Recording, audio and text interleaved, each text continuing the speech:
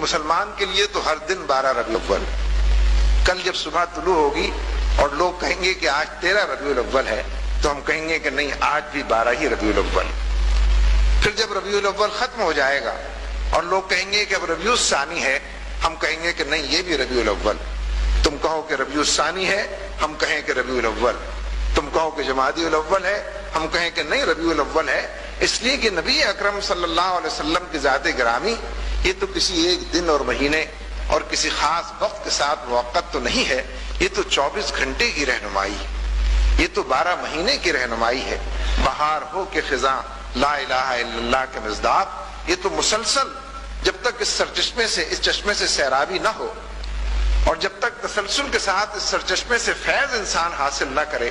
ممکن نہیں ہے کہ وہ اللہ کے ساتھ قرب پیدا کر سکے اور اللہ کی بارگاہ کے اندر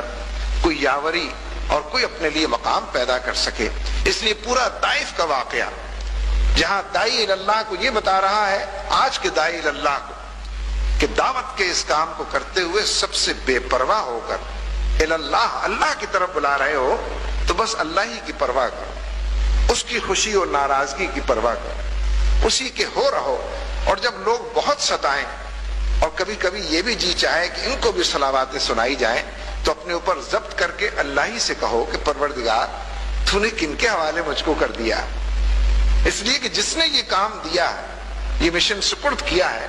گلہ بھی اسی سے ہے، شکوہ بھی اگر کرنا ہے تو اسی سے ہے. اور گلہ اور شکوہ کیا کرنا ہے، یہ تو چلتی ہے تجھے اونچا اڑانے کے لیے، درجات کی بلندی کے لیے، اونچے اونچے مقامات تک پہنچ اور رسائی کے لیے واقعات ہیں. ایک آدھ واقعہ اور عرض کر کے بات کو ختم کرتا ہوں. ہم تقسیم کرتے ہیں، ایک مکی دور ہے، ایک مدنی دور ہے، یعنی اپنی تفہیم کے لیے، بات کو سمجھنے کے لیے. لیکن ادوار جو بھی ہیں، ہر دور کے اندر یہ جو جدوجہد اور کشمکش کی کیفیت زندگی میں ترجیح اول جو کام قرار پاتا ہے وہ یہی اقامت دین کی جدوجہد. اسی کے لیے آپ اپنے آپ کو کھپاتے ہیں، اسی کے لیے اپنے آپ کو آپ تھکاتے ہیں. اسی کے لیے وہ جو حضرت ابوبکر صدیق رضی اللہ تعالیٰ عنہ نے ایک موقع پر عرض کیا کہ یا رسول اللہ، آپ کچھ بوڑھے سے نظر آ رہے ہیں. دوست تھے پرانے، ہم عمر تھے، بے تکلف بات بھی کر سکتے تھے، ایک رشتہ اور ناتا بھی تھا، تاکہ یہ کہہ بیٹھے کہ حضور آپ کچھ بوڑھے نظر. مطلب یہ تھا کہ ذرا قبل از وقت بڑھاپے کے آثار آپ پر نمایاں ہیں. تو بڑی دنیا داری کی باتیں ہیں. یعنی میں اور آپ جب یہ موضوع کبھی چھیڑتے ہیں کہ تمہیں کیا ہو گیا ہے، تو ہم دنیا کی باتیں کچھ کر لیتے ہیں، ایک دوسرے کو سوال جواب. نبی اکرم صلی اللہ علیہ وسلم نے فرمایا کہ ہاں، مجھے بوڑھا کر دیا سورہ ہود، سورہ واقعہ، سورہ تکویر، سورہ نبا. اس مضمون کی صورتوں کا آپ نے تذکرہ کیا، ذرا مطالعہ کیجئے ان صورتوں کو. مولانا منظور نعمانی رحمۃ اللہ علیہ نے اس حدیث کے حوالے سے تفصیل سے یہ بات لکھی ہے کہ کیونکہ ان صورتوں کے اندر قیامت کا اور آخرت کا اور مجرموں پر اللہ تعالیٰ کے عذاب کا اور ان کی پکڑ کا ذکر ہے، تو نبی صلی اللہ علیہ وسلم جب قبر اور روز محشر کے اس عذاب کے حوالے سے ان صورتوں کو پڑھتے تھے تو آپ پر رقت طاری ہو جاتی تھی،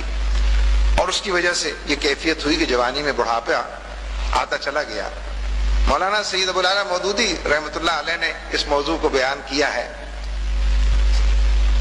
تو انہوں نے لکھا ہے کہ نبی صلی اللہ علیہ وسلم ایک ایسے داعی اللہ کے منصب پر فائز تھے کہ جب چاروں طرف کے حالات میں ان صورتوں کی وہ تلاوت کرتے تھے تو یہ خوف ستاتا تھا کہ کیا لوگوں کی مہلت عمل ختم ہو جائے گی اور وہ بغیر دین اسلام کو قبول کیے اور اس راہ میں جدوجہد کیے اللہ کے حوالے کر دیے جائیں گے. لہذا اس کے نتیجے میں ایک رقت ان پر طاری ہوتی تھی کہ داعی اللہ مسلسل اس فکر میں غلطہ اور پیچا رہتا ہے کہ کسی طرح لوگ دعوت کو قبول کر لیں اور روز محشر اور قبر کے اس عذاب سے محفوظ رہیں کہ جس کا ذکر ان صورتوں کے اندر ہے. یعنی دعوت کی وجہ سے اور اس منصب پر سرفراز ہونے کی وجہ سے لوگوں کی خیر خواہی آپ کو یہ بات کہتی تھی. جنگ کے اندر بھی وہ شریک ہوئے اور اپنی پیرانہ سالی اور ذوف اور بیماری کے باوجود اس لیے شریک ہوئے کہ نبی صلی اللہ علیہ وسلم کی ایک بشارت اور پیشن گوئی تھی کہ قسطنطنیہ کی جنگ میں شریک ہو کر جو اس کو فتح کرے گا، جو لشکر وہ جنت کے اندر جائے گا. تو جنت کی طلب اور آرزو اور تڑپ ایسی تھی کہ عمر کے ہر حصے میں اسی کے لیے تڑپتے تھے اور اسی راہوں پر چلتے تھے۔ اس جنگ کے اندر صورت یہ تھی کہ مسلمانوں کو کامیابی اور فتح نہیں مل رہی تھی، کوشش کرتے تھے، بار بار پیچھے دھکیل دیے جاتے تھے۔ اس میں ایک واقعہ یہ پیش آیا کہ ایک نوجوان نے اس پوری صورتحال سے دل برداشتہ ہو کر یہ حالات کی گرمی میں اپنے آپ کو ایک حصہ بنا کر اچانک اکیلے ہی ایک رات کفار کے اوپر حملہ کر دیا، ان کی صفوں کے اندر گھس گیا، جو کچھ اس کو میسر تھا اس سے اس نے لوگوں کو مارا، یہاں سے وہاں تک بہت سارے لوگوں کو گرایا تاکہ وہ ان کے قابو میں آ گیا، اور پھر کفار نے اس کی تکہ بوٹی کر دی، قیمہ بنا دیا اس کے پورے جسم و جان۔ اس حال کو لوگوں نے دیکھا تو بہت سو نے اس پر تبصرہ کیا، اور کسی نے یہ کہا کہ اس نوجوان نے اپنے آپ کو ہلاکت کے اندر ڈالا، اور کسی کے منہ سے یہ آیت بھی نکلی کہ وَأَنفِقُوا فِي سَبِيلِ اللَّهِ وَلَا تُلْقُوا بِأَيْدِيكُمْ إِلَى التَّهْلُكَةِ۔ آیت تو بالکل مختلف ہے کہ اللہ کے راستے میں انفاق کے حوالے سے ہے کہ اپنے آپ کو ہلاکت کے اندر نہ ڈالو، اور خود اپنے ہاتھوں ہلاکت کے اندر نہ ڈالو اور اللہ کے راستے میں انفاق کرو۔ جب کسی کے منہ سے یہ آیت بھی نکلی کہ اس نوجوان نے اپنے آپ کو ہلاک کیا اور یہ آیت تلاوت کی، تو حضرت ابو ایوب انصاری رضی اللہ تعالیٰ عنہ اٹھ کر کھڑے ہوئے اور کہا کہ تم لوگوں کو کیا ہو گیا ہے، یہ کون سی آیت تم نے تلاوت کی؟ اور پھر اس کی تشریح کیا، شان نزول بیان کی۔ فرمایا کہ یہ آیت تو ہمارے لیے اتری تھی کہ جب فتح مکہ کے بعد ہم نے یہ سوچا کہ اب تو سب کچھ ہو گیا نا، بدر بھی ہوا اور حنین بھی ہوا اور احد بھی ہوا، تاکہ مکہ بھی فتح ہو گیا، اب تو کچھ رہا ہی نہیں باقی، یعنی جو کچھ مل سکتا تھا مل چکا ہے، جس کا تصور کیا جا سکتا تھا وہ حاصل ہو گیا ہے۔ تو ہم میں سے جن لوگوں نے بھی اس بات کو اس طرح سے سوچا تو انہوں نے سوچا کہ اب جو کاروبار ادھورے رہ گئے تھے ان کو ذرا مکمل کر دیا جائے، کوئی توجہ کاروبار کی طرف دی جائے۔ جن کی چھتیں کچی تھیں انہوں نے ذرا پختہ کرنا شروع کیا، جن کے مکانات چھوٹے تھے انہوں نے بڑا کرنا شروع کیا کہ اب تو مکہ بھی فتح ہو گیا، اب رہ کیا گیا یہاں۔ تو حضرت ابو ایوب انصاری رضی اللہ تعالیٰ عنہ نے فرمایا کہ یہ آیت اس وقت ہمارے لیے نازل ہوئی، گویا فتح مکہ کے بعد بھی اللہ تبارک و تعالیٰ اپنے بندوں سے یہی کہہ رہا ہے کہ اپنے ہاتھوں اپنے آپ کو ہلاکت کے اندر نہ ڈالو، کہ سب سے بڑا اور اچھا جو عمل ہے وہ تو اللہ کے راستے میں انفاق کا اور خرچ کرنے کا اور ان راہوں پر اپنے آپ کو لگانے کا ہے۔ تو میں اس پر کوئی تبصرہ کرنے کی جسارت تو نہیں کر رہا، وہ تو فتح مکہ کے بعد بھی اس آیت کے شان نزول بتا رہے ہیں۔ یہاں تو دور دور ابھی کوئی بدر کا اور احد کا معرکہ بھی نہیں ہے، کوئی ہجرت کی نوید بھی نہیں ہے، اور اگر اس سے پہلے لوگ پیر پسار بیٹھیں اور ہاتھ پر ہاتھ رکھے موجود نظر آئیں اور اپنی زندگی کی ترجیحات بدلے ہوئے ہوں، چاہے اپنی دانش میں سمجھتے ہوں کہ 20 سال پہلے ہم نے بہت کام کیا تھا اور 25 سال پہلے ہم سے کیا بتا رہے ہو بھائی پوسٹر لگانے، ہم نے تو بہت لگائے پوسٹر، اب آپ کی باری ہے لگائیں۔